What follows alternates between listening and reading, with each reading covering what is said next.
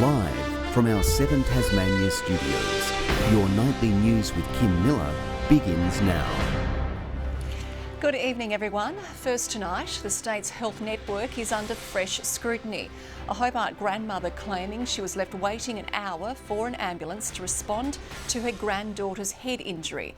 The government says the situation was handled properly, but Labor says it's another example health isn't being prioritised.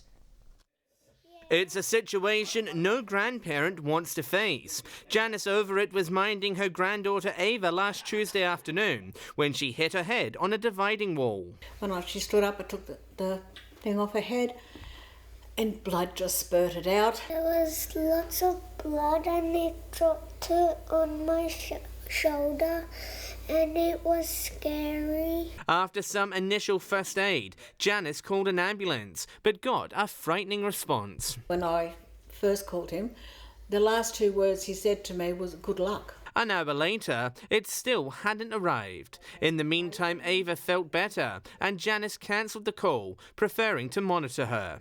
While thankful it didn't get more serious, she's concerned others won't be so lucky. Not only a child, but anyone. I mean, what if you had a heart attack? Anything.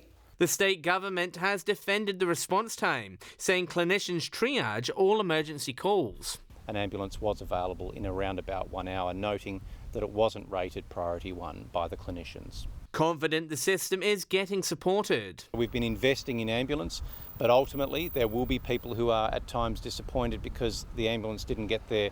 Labor, however, says it's another sign of a sick health sector. Priority right now is not building a stadium. It's delivering essential services that keep people alive and make sure they can have a good quality of life in our state. Janice emailed the Premier and Health Minister, calling for him, not the paramedics, to take responsibility. I don't blame them one little bit, but I do blame Jeremy Watcliffe. Meanwhile, a final pay and conditions offer has been made to Ambulance Tasmania staff. It will go to a vote this week. The union says it still falls short, expecting it to be voted down. What we expect is members will support that recommendation and reject the offer. We hope that it will be supported. It's there for good intent and I hope that members will see the merits of it. John Hunt, 7 Tasmania News. Following a devastating year on our roads in 2022, the state government has announced more funding to promote driver safety. Local councils will soon be given the green light, able to apply for state grants, which will go towards upgrading fundamental road infrastructure. The aim of driving down Tasmania's road toll is in motion, with local governments set to benefit. Today I'm very pleased to announce that from 1 July there will be the provision of nearly $5 million of additional funding, and the grant round opens on Monday the 16th next week. $3.7 million dedicated to the Safer Rural Roads program and $1 million towards the Vulnerable Road User Initiative. 2/3 of our serious casualty crashes happen on our rural roads, and mostly they are head-on crashes or run-off road crashes. This sort of funding does go a long way to alleviate the fatalities and the traumas that they bring. The state government splashing cash to improve road safety infrastructure. We can do projects like improvements to footpaths, junctions such as this one, pedestrian crossings. We're inviting councils to target their road safety hotspots, noting that more than half of crashes and deaths in our state are in fact in local council areas. It comes after last year's horror road toll reaching 50 lives lost, more than double 2021's total tally. This year we want to do much better, and we owe it to each other as Tasmanians to do everything that we can to take as much personal responsibility to deal with those fatal 5. Working closely with councils to support motorists driving from A to B safely. McKenna Bailey, 7 Tasmania News. Tasmanians are being warned of high fire danger this weekend. Strong winds and temperatures above 30 degrees Celsius are forecast. Deputy Chief Officer Bruce Byatt says the Midlands and south of the state are at most risk and the fire service is making preparations. Some of those are fire permit embargoes. We'll be utilising dual response or hot day response activities and standing up our aerial fleet so that it's ready to move quickly. Landowners have also been asked to ensure fires are extinguished and consider their need for one. Well, police have reeled in a Georgetown man alleged to have illegally possessed 16 rock lobsters. Recreational fishing rules prohibit a person taking more than 10 from the state's west without a special licence, and the daily catch limit is 5. Police allege these were taken from Strawn and fined the man $2,000. Fishers are encouraged to review and stay abreast of the rules for rock lobster fishing, with changes made to reflect stock limits. A woman in her 70s has been rescued in Tasmania's remote southwest when she sustained a serious leg injury while pack rafting on the Crossing River yesterday. She was travelling with a group from interstate. The Westpac rescue helicopter was dispatched and a crew was winched into a steep river valley. Police say the party was well equipped and it's continuing its trip. A major provider of NDIS support services is withdrawing from the sector, saying the funding available isn't enough to cover its costs. Anglicare's operations are set to be taken over by a Victorian outfit, with hundreds of Tasmanians living with disability affected by the changes.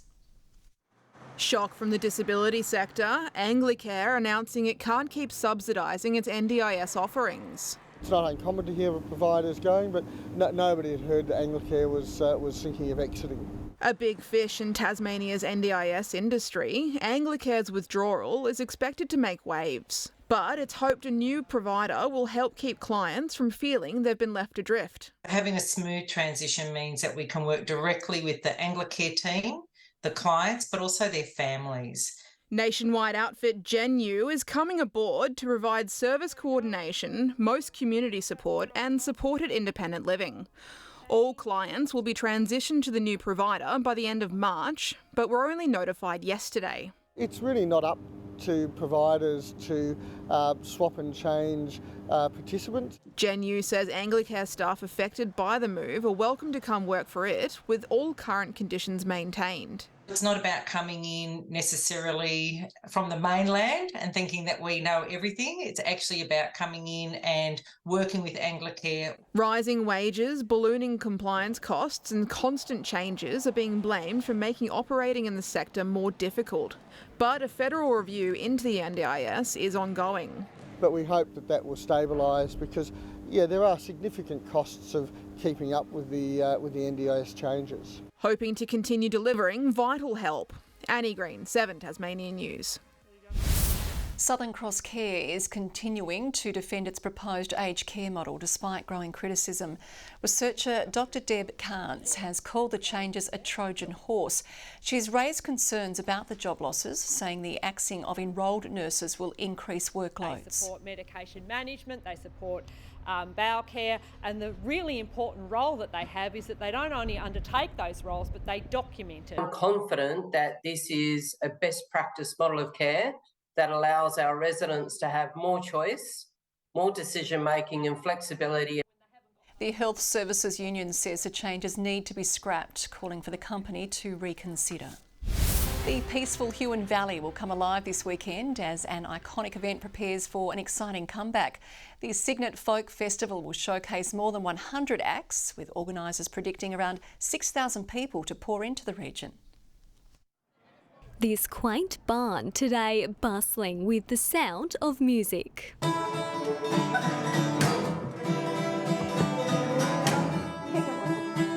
It's merely a snippet of what's to come in the Signet Folk Festival, a grand return having been muzzled by COVID for the past 2 years. The birds on the hill come running through the sand. I was meant to come a couple of years ago, but of course it got cancelled. Our byline this year is back in full swing. We're so excited to be back after 2 cancellations. The much-anticipated event runs through to Sunday, with acts fanning out across a long list of venues. We take up literally every building in town, town hall, supper room.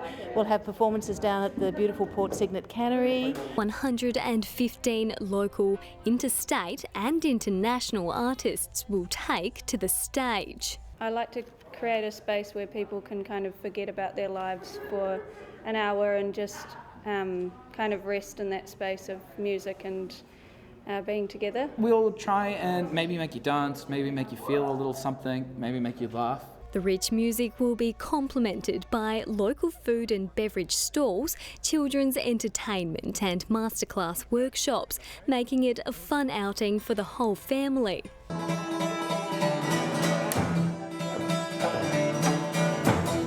Tickets are still on sale, with organisers working around the clock to ensure the festival's absence was worth the wait. Brianna Boylan, 7 Tasmania News.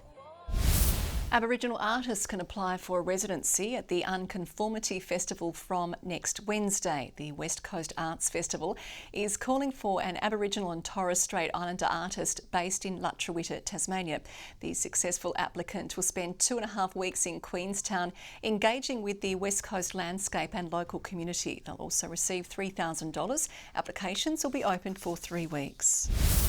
Hobart International quarterfinals are in full swing, with Bernarda Pera and Elisabetta Cottoretto hitting the court first up. Pera was the pick of the match going in, slated to meet 5th seed Kalanina in the semis. But in a shocking turn of events, the Italian edged out the competition in the final 2 sets, winning 7-6, 6-4. Such a shame someone had to... I'm very, very happy about my win and to have the chance to play another match here in Hobart. This afternoon, it was a battle between the US and Ukraine, with another surprising elimination. Sophia Kennan is through to the semis, defeating favourite Anne-Helene Kalanina. In the NBL, the Jack Jumpers are gearing up to take on the Adelaide 36ers at home in less than an hour. The Ant Army will be showcasing a new kit for Heritage Round based on the former Hobart Tassie Devils uniform. More than 2 decades on from its last appearance at MyState Bank Arena, the iconic Devils colours will grace the court for tonight's match and again in round 16. Following Tuesday's close call against Illawarra, the Jackies sit in 4th place on the NBL ladder with only 6 matches remaining. To local footy, and Glenorchy will be part of the TSL in 2023, but are launching an urgent plea for new players. The 104-year-old club dismissing speculation about its future, committing to fielding a senior team. But its role in the D-League remains up in the air, with players still in short supply. The Magpies senior coach calling on old and new to sign on at the Nest and support emerging talent. Those guys need some support from some players around, and we're not saying that you'll just play in the Development League. There could be opportunity to play senior footy here as well. A final decision on their D-League team will be made at a later date. Good evening. Hobart, Devonport and Burnie all 22 today. Launceston recorded 28. That was one short of the warmest. 29 today at Ouse. Friendly Beaches 25. Flinders Island and Grove 24. St Helens, Lyoweeney and Strawn all 23. And King Island 22. Fine and mostly sunny today over the state. However, cloud did build up over the Central Plateau this afternoon. Extensive areas of cloud over the north, central and eastern parts of the continent. Low cloud over Bass Strait. Tomorrow, the high will strengthen over the Tasman Sea with low pressure troughs over the mainland. We'll have southeast to northeast winds. They will tend east northeasterly tomorrow evening, light and variable winds over the lakes. Now for tomorrow. Hobart a partly cloudy day and 25 degrees. Huonville partly cloudy and 28 tomorrow. Cloudy for Campania and 27. Launceston a partly cloudy 29, 24 for Devonport, Georgetown partly cloudy and 26. Now to Burnie, partly cloudy as well, 22 the maximum, 25 for Strawn, a sunny day in the west, and Wynyard a top of 23 degrees. St Helens shooting for 23 tomorrow, Swansea 25, as Port Arthur is also looking for the 25 tomorrow. UV forecast extreme and 11. On Saturday, the cloud will build up over the state. A shower may develop firstly over the north and extending to the west and far south. Possible shower in the west on Sunday, maybe later over the northwest and northeast, and on Monday a fine mostly sunny day, cloudy over the northeast. Sunny and 28 in Perth tomorrow, Adelaide 37, a cloudy 26 for Melbourne, partly cloudy in Sydney and Brisbane tomorrow, Darwin partly cloudy as well, but 32 there. Clear in Hobart at the moment, it's 20 degrees, 25 in Launceston, clear in Devonport as well, and 21 degrees. I have nothing else prepared, Kim, so back to you. The way we like it. Thank you, Merv. That is all we have time for. Good night, everyone.